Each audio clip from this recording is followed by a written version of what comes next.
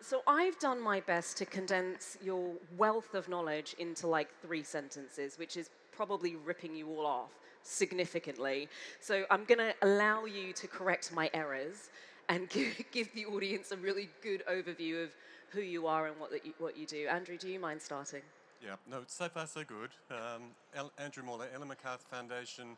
We were set up in 2010 by Dame Ellen MacArthur to really develop and promote the idea of a circular economy. And as you said, we particularly focus on insights and analysis to really quantify the economic rationale of the idea. We work with business, governments and cities. We work in education, we're in communications. And we've done a number of major initiatives around particular topics, and one of the ones we've been talking about today is plastics, of course. We did a report we got into the topic about 2013, and we did a major report in 2016, which was called The New Plastics Economy, and in that report we showed that by 2050 we're likely to have more plastics in the ocean than fish. And that was fairly significant because it stimulated a lot of interest in the topic. And then since then we've been working very actively with industry to really look at a plastic system that can work, one where we actually design out waste and pollution, we keep the plastic materials in the system and use it more, so the reuse models, examples like loop. And also we aim to regenerate natural systems, so ultimately through the work that the Foundation does with these organisations is aiming to design systems that build natural capital rather than deplete it. So ultimately the more industrial activity we do, the better the world becomes and the better the natural systems become. So that's the basic idea. Oh, fantastic. Igor, can you tell us a little bit more? You've got an incredible project. Well, yes, of course, but I brought a little video. Maybe they can... oh, yes, I do like video. Should we put it on? If the... Can we roll the video, please? Because it synthesizes what I can say in a... World population has increased tremendously from 1960 until today and will rise in the coming years. Access to proper housing and water is vital and becomes more and more challenging. Building with traditional materials like concrete or steel generates lots of CO2. The construction process itself is slow, and the resources needed, such as sand and wood, become scarcer. On the other hand, building water supply networks to cover large pieces of land and provide everyone with water is very complicated and costly. How could we tackle all these problems at the same time? How can we keep offering proper housing to everyone and access to water without having a negative impact on the environment? We have a solution. We developed a way to upcycle used plastic bottles and transform them into modular construction structures, and this process can be done locally and profit local economies. How does it work? Empty plastic bottles are collected and recycled, and thanks to our industrial production protocol, we transform them into modular construction structures up to the highest construction norms. These structures can be produced rapidly and easily assembled, making them a scalable and effective solution to build many homes. The modular house is designed to easily host solar panels, and above all, the structures were conceived to be fully recyclable, ensuring a circular economy. Building entire green neighborhoods is now feasible. UHCS not only improves access to affordable, prime-quality housing, it also fosters clean energy use, local waste collection, and valorization, providing for all an inclusive and sustainable access to housing and energy.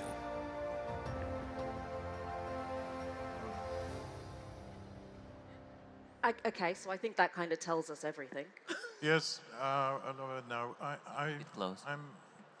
I would like to turn this new economy of about $100 billion, which is the economy we see coming through thanks to this wastes, all these wastes, towards development. Because we're now there's about 5 billion people who are not really in the economy. They don't have a good life. I think that this is a very good opportunity to oversee how to use this opportunity to develop. I mean, it's an incredible idea to think we'll take plastic bottles that are otherwise going to go to the dump or not be fully recycled, and we'll turn that into housing in developing countries where it's desperately required by creating the modular structures that you can use to... Well, it's a very simple, took a long time to fine tune. It's about 4 profiles that can be extruded day and night.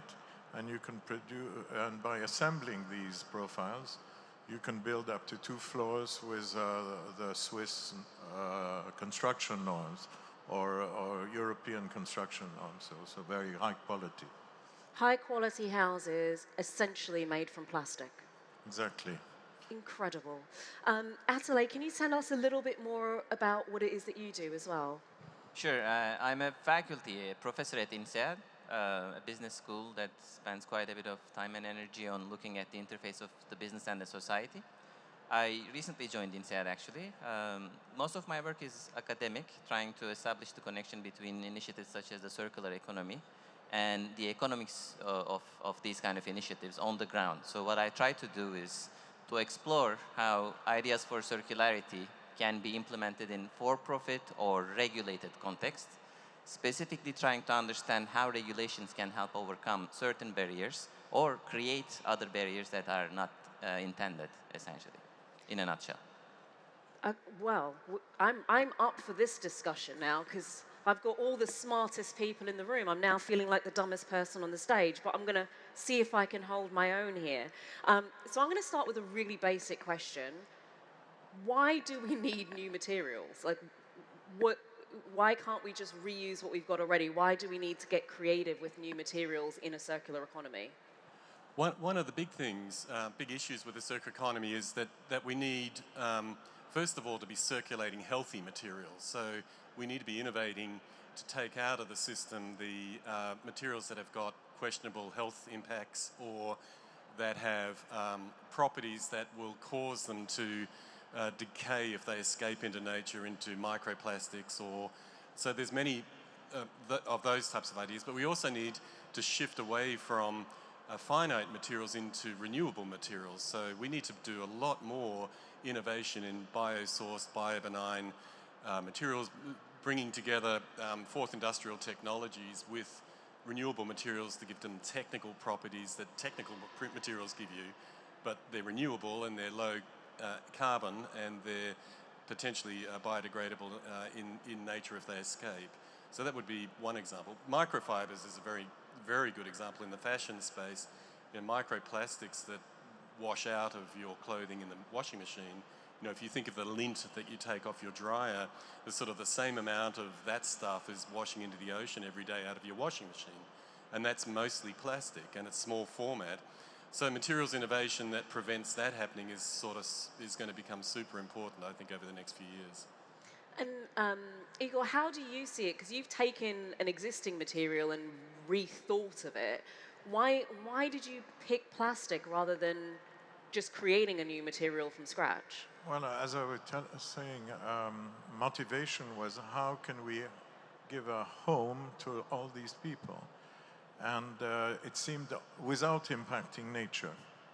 So it seemed to me obvious that non-biodegradable materials that we point out to be horrible today because a little amount, which is already much too much, ends up in the sea.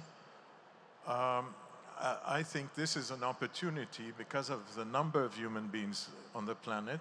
It's an opportunity to fulfill our needs, like housing or other needs, without impacting nature. I always have the idea of somebody sitting in my UHCHCS house in the living room.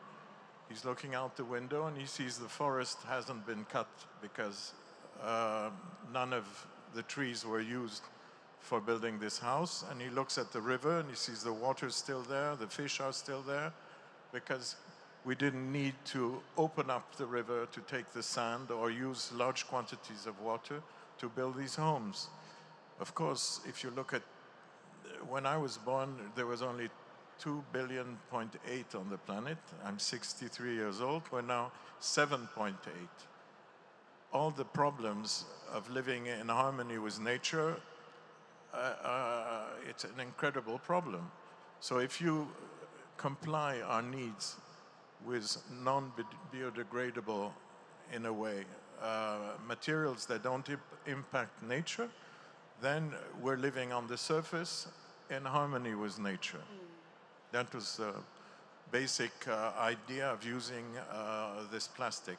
But of course, we concentrated on making the whole cycle completely circular, so we're not mixing plastics. The day you don't want the house anymore, you just crush it and make something else. So you break the house down and just start it all over again, We make take something else. recycled plastics to make the house, and when the house, you don't need it or don't want it, or you want to move it, you dismantle it, you crush it, and you can make another house or make something else. I thought it was more like Lego blocks. You took them away and rebuilt them, but you crush it and No, I mean, the material we're using, we're not mixing plastics, because there is a few experiences where you see people mixing plastic. But we should think today, what's going to happen when you have to recycle this thing? So we're here in the Grand Palais that was built in it was the same period as the Eiffel Tower. We thought that humanity would resolve all the problems with science, and we developed a kind of binary way of thinking, saying, oh, this is great, let's do it. I think what we're trying to develop and to develop the awareness today is that today we have to think in a trinary way. That's a good idea. Should we do it? What is the consequences? If the consequences are good, then we can do it. We have to think differently, and this is what we're developing, all of us, and we're a community of people that are sort of promoting this idea. And I'm very optimistic, because the quantity of science and technology and goodwill is incredible. Only I think we shouldn't organize rich people recycling their own goods and closing the market, because the price of waste will go up, and then you can't do anything with it, because they'll be out of the market. And this is where I think our friend the economist is very important, is to explain to the authorities that they should look into the opportunity of this enormous economy. So which brings me really nicely onto my next question. Do we have stats or momentum from a regulation perspective that's supporting new materials? Absolutely. I mean, the European Union, the European Commission has been pretty active on that domain. I think the spearheaded movement of circular economy by the Ellen MacArthur Foundation has even led to the European Commission's naming of the directive being the Circular Economy Directive. So there's quite a bit happening over there. But of course, when it comes to regulation, you're putting constraints on markets. So in terms of regulation design, we need to be wary of the operational dynamics, or how implementation works on the ground when setting up those rules or regulations, right?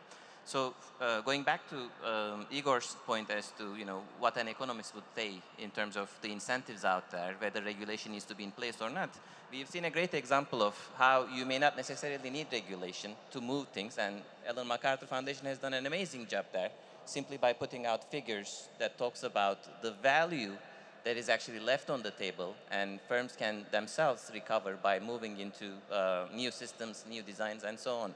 So from that point of view, regulation is absolutely needed in certain contexts where this money on the table is not easy to find out, but also we need to be wary of how setting ground rules without really understanding the dynamics of those grounds can be dangerous, right? So we need to be better informed about those opportunities before we go into the regulation direction, in my opinion.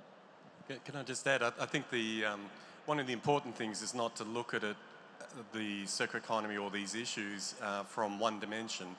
So it's not just the materials innovation agenda, it's a systems innovation agenda, because plastics in and of themselves are not bad. Plastics have remarkable properties, which is why they become so popular.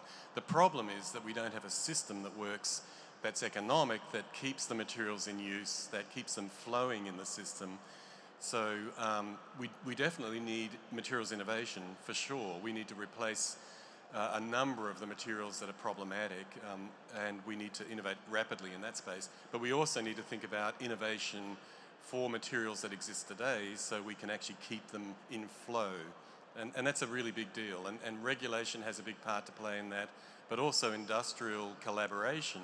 And we work with many of the world's largest companies, and we really believe that there's a need for company innovation, but also pre-competitive collaboration to get standards in place, standards for reuse, standards for materials, standards for labeling, that benefit everybody, that actually get things to work, because it's a free-for-all at the moment, and we need some standards above which we innovate. So we need the Internet Protocol for plastics, and then we can actually get things working. I love that, the Internet Protocol for plastics.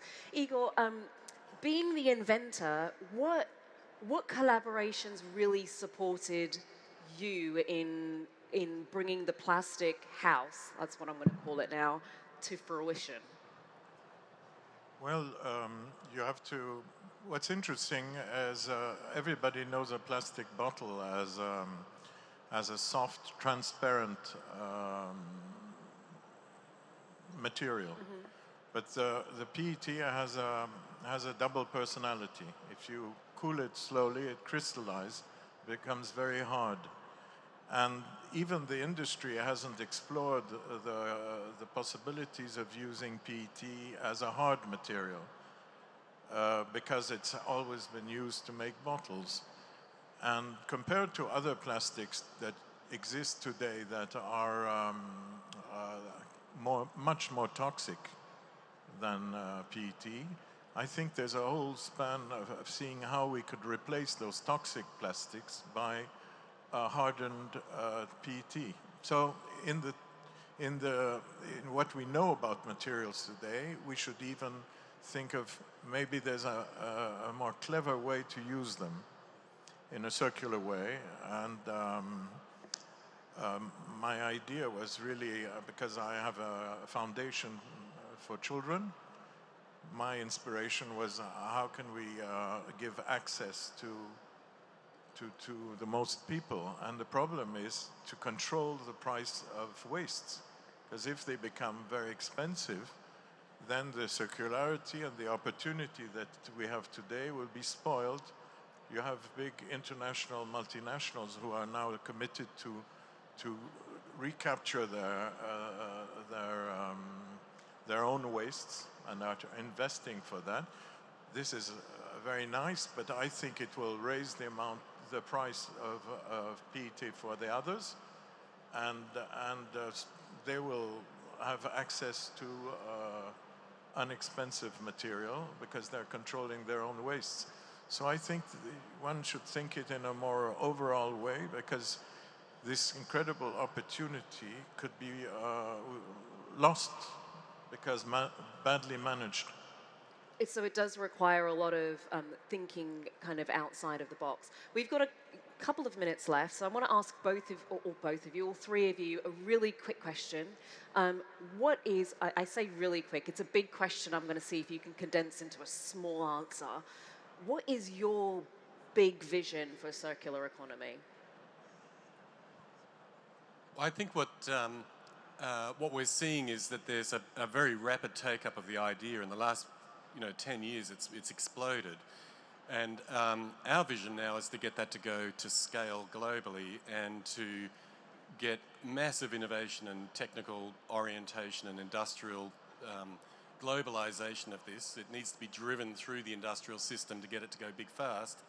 So my vision is that it scales rapidly. It's driven by innovation companies, policy aligns to get it to happen and enable it to happen, and people get behind it as a big idea, because it really is a solution for many of the global challenges.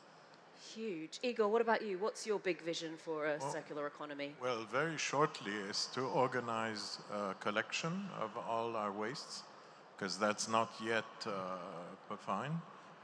We also have a solution, which is not a housing solution, but we've conceptualized a way to make it, optimize it, and then think about the basic infrastructures we can do with these materials to develop the world and open new markets and new clients even for the big corporations. So using getting better at collecting it and using that what's collected for core infrastructure. First thing we should do is clean up the world. I mean, and then do worthy things with it in an intelligent circular economy, which will be probably designed by my two partners here. Atalay, what about you? What's your big vision for a circular My big vision for the circular economy is for the corporations to internalize these ideas as a necessity for business. Sooner or later, they'll realize that my 8-year-old daughters or my 94-year-old grandmother knows about the plastics issue, the island in the ocean, and all of these things. And there is no way of getting out of this with, simple, basic ideas. They need to be transformational and need to realize that the growth-based economy is no longer relevant or sufficient for economic prosperity, and they will have to do this sustainability vision investments at the soonest time possible. Now, we understand that internal dynamics or incentive structures inside those corporations may not necessarily align, but creating those alignments from the top all the way down to the bottom is the most important component that we need to invest more on. And again, as a business school faculty, that is the vision that I would like to invest in. Fantastic. Gentlemen, thank you all very much for your time. Andrew, Igor, and Atalay, please give them a warm round of applause.